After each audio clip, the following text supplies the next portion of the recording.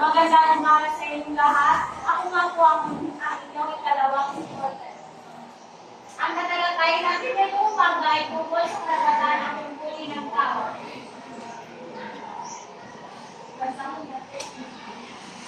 Bigyan din natin ang mga karapatan at tungkulin ng isang tao at paglabag sa karapatan ng tao na umiirap sa pamilya. Paaralan, barangay, pamayanan, pagkukunan bansa at kaya ito ang pagyamanin ang paggamit ng tamang karapatan at tungkulin bilang isang modelo sa panahon sa iyong inaasahan ng tayo mo.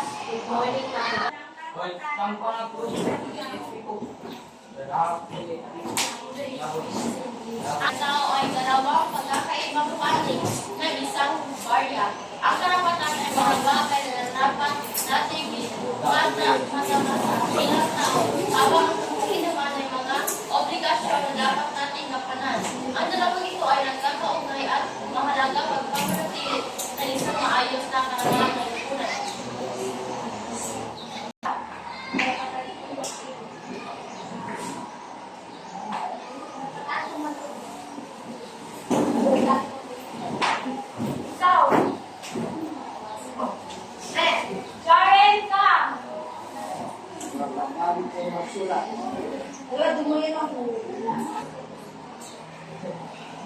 Ano naman ang ibagay? Karapatan ko makilaw sa kung anong mga kaisahan ng barangay. Tulad ng pag-iwas. Read na! Ano sa barangay?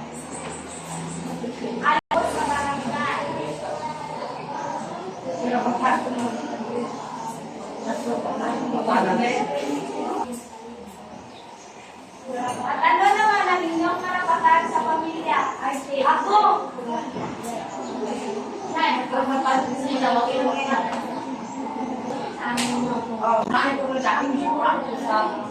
Luisa! Ano ang inyong karapatan sa pamilya?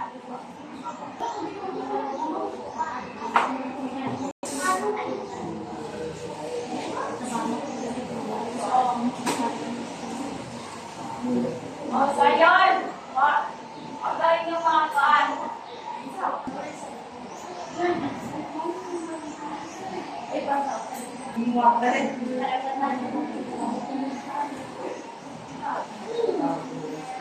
Tayo, kapag-tayo.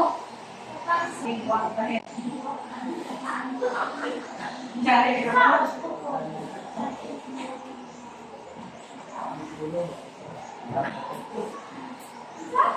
Berpatangga minyak wangi.